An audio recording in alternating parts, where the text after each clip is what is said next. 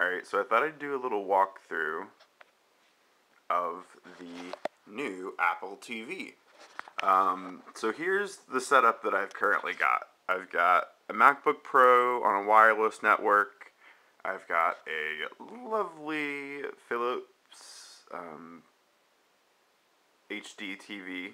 And in here, we've got the little Apple TV. And, okay, that's it next to a PS3. So if you know what a PS3 is like, I mean, the thing is tiny. It fits literally in your hand.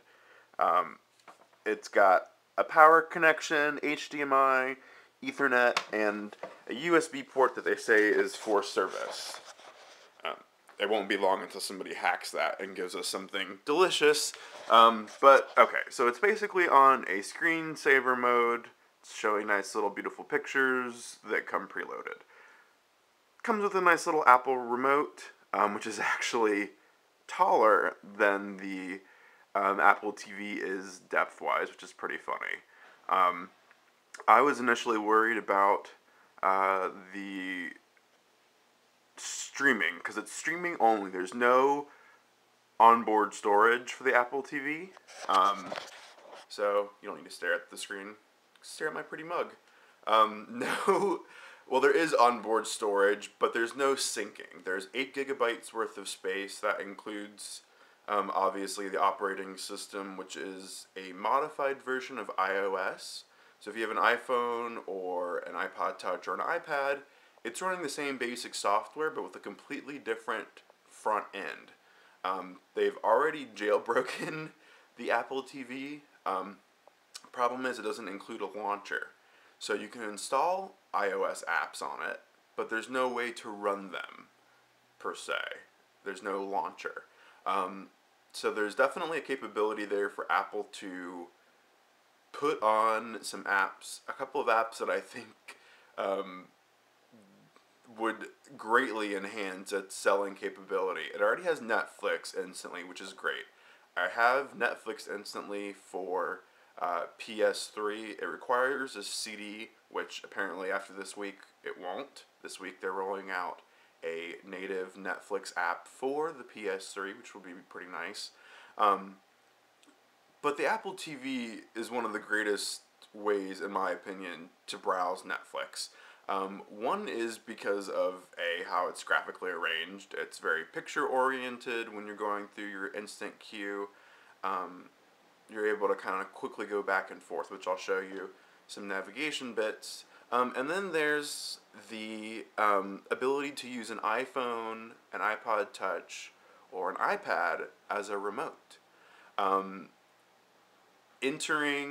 Anybody who has a TiVo or a DVR knows how much of a pain it is to enter information with a remote, with one of these. You've got, 4 directionals with an OK button, so you're typing, it's a pain in the ass. If only there were a way to use a full QWERTY keyboard on a device that you're familiar with, that you use to type text messages and emails, etc. Well, there is. It is an iPhone app, which looks something like this. It's basically a huge gesture area. So when I've done that, it's woken up, and you've got control, menu, play,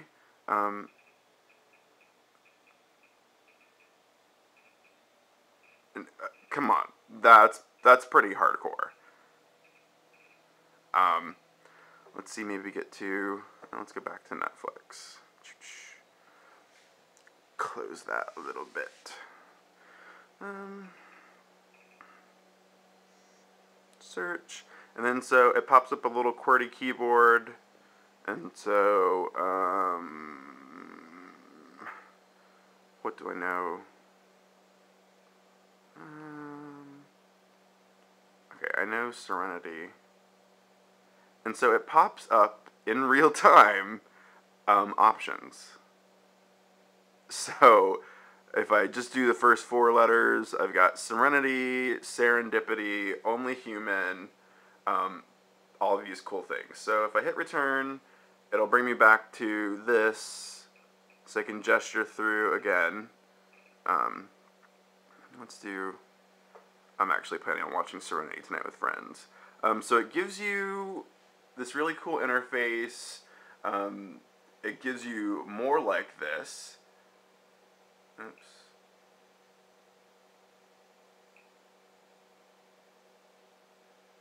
And so you can basically go through whatever the actors have done that is in Netflix, it will show you. So if you say, I love Nathan Fillion because he's awesome and he's in Castle, it will show you different things.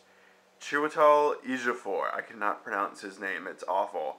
He starred in Kinky Boots, one of my favorite movies. It'll show you other movies those actors have been in that are available. So I want to go ahead and watch Serenity. And keep in mind this is an HD stream, and I'm running on Fios, so it's going to load quicker than maybe somebody with DSL. But it loads right up. And then I can use the touchpad on the iPhone to fast forward a little bit. And at least with a Fios connection, it buffers pretty quickly.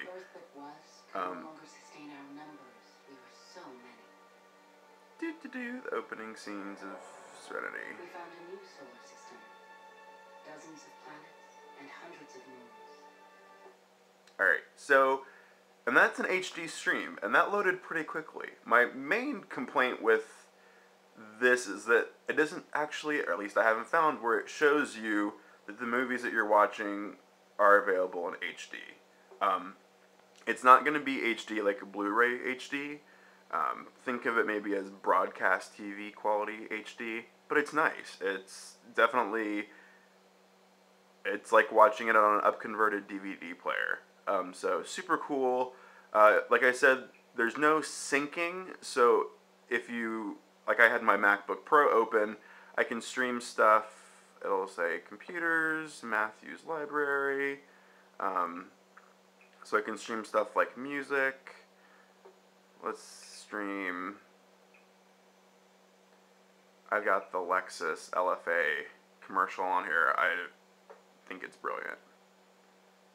So this is streaming straight from my laptop over wireless network. They're both wireless. The Apple TV set up on Wi-Fi and the computer. And it streams quickly.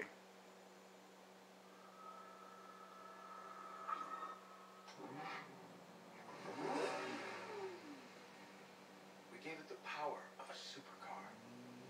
Then we gave it the precision of a Lexus. And in turn, wrote a new definition of what's possible for an automobile. This is the pursuit of the impossible. This is the pursuit of perfection. I love that commercial. Lexus put a 4.8 liter V10 into a supercar, and yeah, they use the resonance, the pitch of the exhaust through a microphone and a speaker to break a glass. Pretty kick-ass. One little thing that I will say is that makers of, people who are selling Blu-ray, DVD, digital copy combos, start including HD versions of your movies. If we bought the Blu-ray version, it's pretty obvious that we're there for the high def. It doesn't make a whole lot of sense to me that, come back to the face view. If you don't know, they'll, like Iron Man. I bought Iron Man. It's got 3 discs. It's got a Blu-ray disc, a DVD disc with the DVD and the digital copy and special features on a Blu-ray disc. But this digital copy they provide is standard definition. So I was looking at Iron Man 2 earlier, streaming it, and it looks like shit. Namely because they put the standard def version on there. So there's no reason why maybe instead of a special features disc, just give me a DVD that has a high-def digital copy. That way, I know there's not space on a DVD disc to put the DVD version of the movie and a high-def digital copy, because you're limited to 9.4 gigabytes or whatever. But if I bought the Blu-ray version, I want HD. There's no point in including an SD copy. It's nice for on a laptop or maybe an iPhone, but if you're talking about ultimate portability and high defness, go ahead. I paid $25 for the movie. I think, and it's not, if you're already including the disc, there's no real increased cost. So go ahead and throw the high def version on there.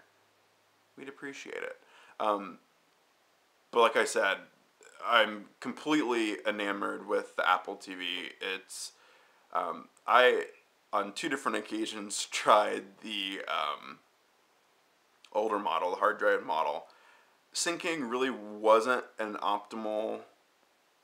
Syncing was a good idea if, like, I've got a laptop, and if I wanted to load it with content and then be able to play it when I'm not there, that would be a good idea. That was a good use of the hard drive model of the Apple TV. But it ran really hot. If you have an Apple TV, you know what I'm talking about. When you're syncing content, the thing, it's like a hot plate. You could probably cook eggs on top of it. It was big. It didn't really handle HD video very well. And this thing is so responsive. It's Netflix, YouTube, it's great. So once they get some more apps on here, it'll be ready to go. But definitely worth the $99 for sure.